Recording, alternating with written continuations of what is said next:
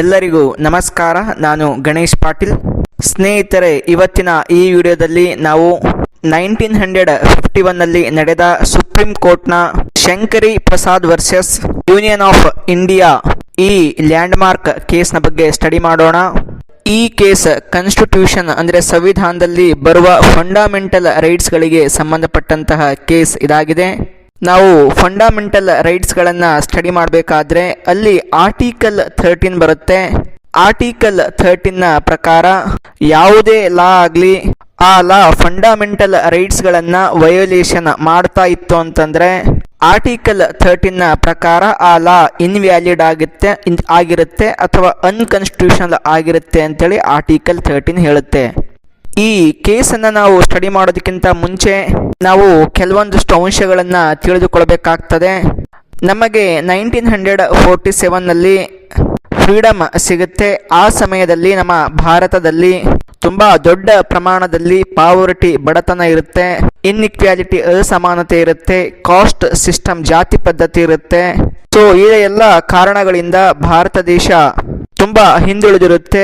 ಆ ಸಮಯದಲ್ಲಿ ಭಾರತ ಸರ್ಕಾರ ಆಗಿನ ಕಾಲದಲ್ಲಿ ಇದ್ದಂತಹ ಜಮೀನ್ದಾರಿ ಸಿಸ್ಟಮ್ ಅನ್ನ ಅಬಾಲಿಷನ್ ಮಾಡಬೇಕು ಮತ್ತು ಜಮೀನ್ದಾರ ಹತ್ರ ಇರುವಂತಹ ಮ್ಯಾಕ್ಸಿಮಮ್ ಲ್ಯಾಂಡ್ ಅನ್ನ ಲ್ಯಾಂಡ್ಲೆಸ್ ಪೀಪಲ್ಗಳಿಗೆ ಡಿಸ್ಟ್ರಿಬ್ಯೂಷನ್ ಮಾಡಬೇಕು.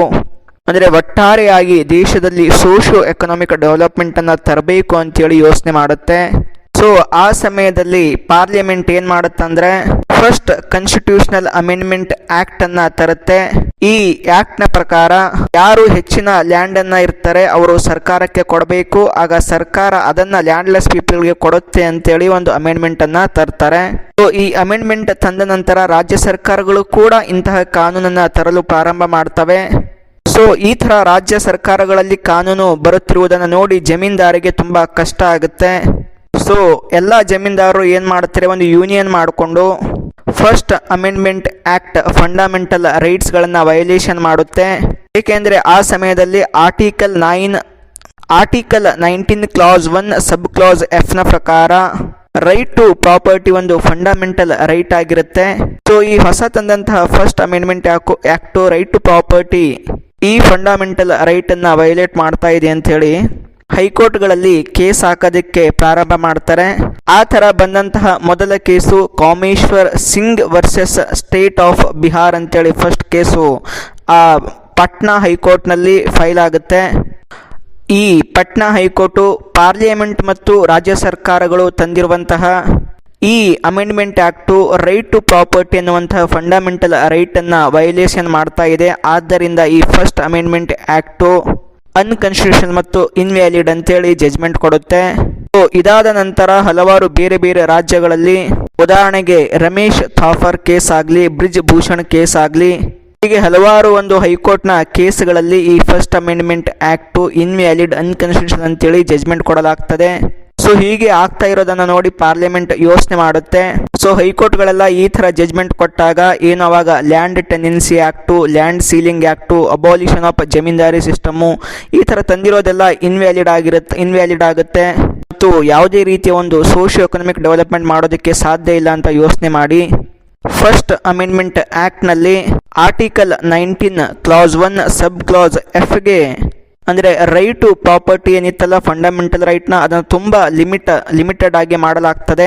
ಪಬ್ಲಿಕ್ ಇಂಟ್ರೆಸ್ಟ್ ಅನ್ನ ಗಮನದಲ್ಲಿ ಇಟ್ಕೊಂಡು ಲ್ಯಾಂಡ್ಲೆಸ್ ಪೀಪಲ್ಗಳಿಗೆ ಲ್ಯಾಂಡ್ ಅನ್ನ ಡಿಸ್ಟ್ರಿಬ್ಯೂಷನ್ ಮಾಡೋ ಸಲುವಾಗಿ, ಯಾರ ಹತ್ತಿರ ಜಾಸ್ತಿ ಲ್ಯಾಂಡ್ ಇರುತ್ತೆ ಅದನ್ನ ಅಕ್ವೈರ್ ಮಾಡಿಕೊಳ್ಳೋ ಸಲುವಾಗಿ ಫಂಡಮೆಂಟಲ್ ರೈಟ್ಸ್ಗಳಲ್ಲಿ ಆರ್ಟಿಕಲ್ 31A ಮತ್ತು ಆರ್ಟಿಕಲ್ 31B ಅನ್ನ ಇನ್ಸರ್ಟ್ ಮಾಡ್ತಾರೆ. ಸೊ ಈ ಆರ್ಟಿಕಲ್ನ ಪ್ರಕಾರ ಪಬ್ಲಿಕ್ನ ಇಂಟ್ರೆಸ್ಟ್ನ ವಿಷಯದಲ್ಲಿ ಸರ್ಕಾರ ಯಾವುದೇ ಒಂದು ಲ್ಯಾಂಡನ್ನು ಅಕ್ವಿಸಿಷನ್ ಮಾಡಿಕೊಳ್ಬೋದು ಅಂತೇಳಿ ಅಮೆಂಡ್ಮೆಂಟನ್ನು ತರಲಾಗ್ತದೆ. ಹಾಗೆ ಅದೇ ರೀತಿ ಇದೇ ಸಮಯದಲ್ಲಿ 9th ಶೆಡ್ಯೂಲ್ ಅನ್ನು ಕೂಡ ತರಲಾಗ್ತದೆ.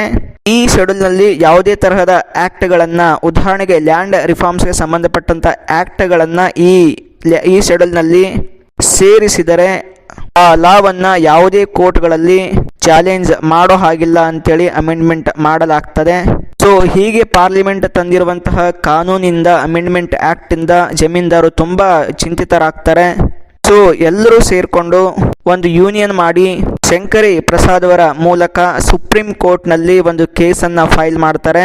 ಒಂದು ಪೆಟಿಷನ್ ಅನ್ನು ಸಲ್ಲಿಸ್ತಾರೆ. ಆ ಪೆಟಿಷನ್ನಲ್ಲಿ ಆರ್ಟಿಕಲ್ 31A ಮತ್ತು ಆರ್ಟಿಕಲ್ 30B ನ ಬಗ್ಗೆ ಒಂದು ಚಾಲೆಂಜ್ ಮಾಡ್ತಾರೆ. ಅದರ ವ್ಯಾಲಿಡಿಟಿ ಬಗ್ಗೆ ಕ್ವಶನ್ ಮಾಡ್ತಾರೆ.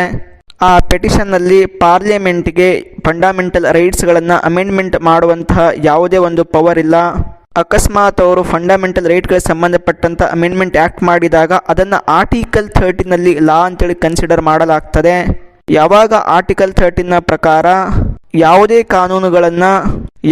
ಕಾನೂನುಗಳು ಫಂಡಮೆಂಟಲ್ ರೈಟ್ಸನ್ನು ಇನ್ಫ್ರಿಂಜ್ ಮಾಡ್ತವೆ, ಅವುಗಳು ಕಾನೂನು ಆಗೋದಕ್ಕೆ ಸಾಧ್ಯ ಇಲ್ಲ ಅಂತೇಳಿ ಪೆಟಿಷನ್ ಮಾಡ್ತಾರೆ. ಸೊ ಆಗ ಸುಪ್ರೀಂ ಕೋರ್ಟ್ ಎಲ್ಲವನ್ನ ಸ್ಟಡಿ ಮಾಡುತ್ತೆ. ಸ್ಟಡಿ ಮಾಡಿ ದೇಶದಲ್ಲಿ ಈಗ ತುಂಬ ಬಡತನ ಇದೆ, ಅಸಮಾನತೆ ಇನ್ಇಕ್ವಾಲಿಟಿ ಇದೆ, ಜಮೀನ್ದಾರಿ ಸಿಸ್ಟಮ್ ಇದೆ, ಕಾಸ್ಟ್ ಸಿಸ್ಟಮ್ ಇದೆ. ಸೊ ಇವೆಲ್ಲವುಗಳಿಂದ ದೇಶ ಒದ್ದಾಡ್ತಾ ಇದೆ. ನಾವು ದೇಶವನ್ನು ಅಭಿವೃದ್ಧಿ ಪಡಿಸಬೇಕು ಅಂತಂದಾಗ ಕೆಲವೊಂದು ರಿಫಾರ್ಮ್ಸ್ಗಳನ್ನು ತರಬೇಕಾಗ್ತದೆ. ಆದ್ದರಿಂದ ಆರ್ಟಿಕಲ್ 368ನ ಅಡಿಯಲ್ಲಿ ಪಾರ್ಲಿಮೆಂಟ್ ಯಾವುದೇ ರೀತಿಯ ಒಂದು ಫಂಡಮೆಂಟಲ್ ರೈಟ್ಸ್ಗಳನ್ನು ಅಮೆಂಡ್ ಮಾಡಬಹುದು ಮತ್ತು 9th ಶೆಡ್ಯೂಲ್ನಲ್ಲಿ ಯಾವುದೇ ತರಹದ ಆ್ಯಕ್ಟ್ಗಳನ್ನು ಆ್ಯಡ್ ಮಾಡಿದಾಗ ಅವುಗಳಿಗೆ ಸಂಬಂಧಪಟ್ಟಂತೆ ಯಾವುದೇ ಒಂದು ಕೋರ್ಟ್ಗಳಲ್ಲಿ ಕ್ವಶನ್ ಮಾಡಬಾರ್ದು. ಮತ್ತು ಆರ್ಟಿಕಲ್ 368ನ ಅಡಿಯಲ್ಲಿ ತಂದಿರುವಂತಹ ಕಾನೂನುಗಳನ್ನು ಆರ್ಟಿಕಲ್ 30ನ ಒಂದು ಅಡಿಯಲ್ಲಿ ಅವುಗಳನ್ನು ಲಾ ಅಂತೇಳಿ ಕನ್ಸಿಡರ್ ಮಾಡೋದಿಲ್ಲ. ಯಾವಾಗ ಆರ್ಟಿಕಲ್ 13ನ ಅಡಿಯಲ್ಲಿ ಅದು ಲಾ ಅಂತ ಕನ್ಸಿಡರ್ ಮಾಡೋದಿಲ್ಲ, ಆವಾಗ ಫಂಡಮೆಂಟಲ್ ರೈಟ್ಸ್ಗಳ ವೈಲೇಷನ್ ಆಗಿರೋ ರೀತಿ ಆಗೋದಿಲ್ಲ. ಸೊ ಆದ್ದರಿಂದ ಏನು ಸರ್ಕಾರ ಫಸ್ಟ್ ಅಮೆಂಡ್ಮೆಂಟ್ ಆ್ಯಕ್ಟು 9th ಶೆಡ್ಯೂಲನ್ನು ತಂದಿದೆ. ಸೊ ಇದರ ಪ್ರಕಾರ ಲ್ಯಾಂಡ್ಲೆಸ್ ಪೀಪಲ್ಗಳಿಗೆ ಲ್ಯಾಂಡನ್ನು ಡಿಸ್ಟ್ರಿಬ್ಯೂಷನ್ ಮಾಡಬೇಕು ಅಂದಾಗ, ಸೊ ದೇಶವನ್ನು ಡೆವಲಪ್ಮೆಂಟ್ ಕಡೆ ಒಯ್ಯಬೇಕು ಅಂದಾಗ ಅಲ್ಲಿ ಯಾವುದೇ ರೀತಿಯ ಫಂಡಮೆಂಟಲ್ ರೈಟ್ಸ್ ವೈಲೇಷನ್ ಆಗೋದಿಲ್ಲ. ಸೊ ಈ ರೀತಿ ಹೇಳೋ ಮುಖಾಂತರ ಸರ್ಕಾರ ತಂದಿರುವಂಥದ್ದನ್ನು ಎತ್ತಿ ಹಿಡಿಯುತ್ತದೆ. ಫಂಡಮೆಂಟಲ್ ರೈಟ್ಸ್ಗಳನ್ನು ಅಮೆಂಡ್ ಮಾಡ್ಬೋದು ಅಂತೇಳಿ ಜಜ್ಮೆಂಟ್ ಕೊಡುತ್ತದೆ. ಸೊ ಇದು ಈ case Shankari Prasad versus union of India case. So ಸ್ನೇಹಿತರೆ, ನೆಕ್ಸ್ಟ್ ವಿಡಿಯೋದಲ್ಲಿ ಇನ್ನೊಂದು ಕೇಸ್ನ ಬಗ್ಗೆ ಸ್ಟಡಿ ಮಾಡೋಣ. ಶರಣಾರ್ಥಿ.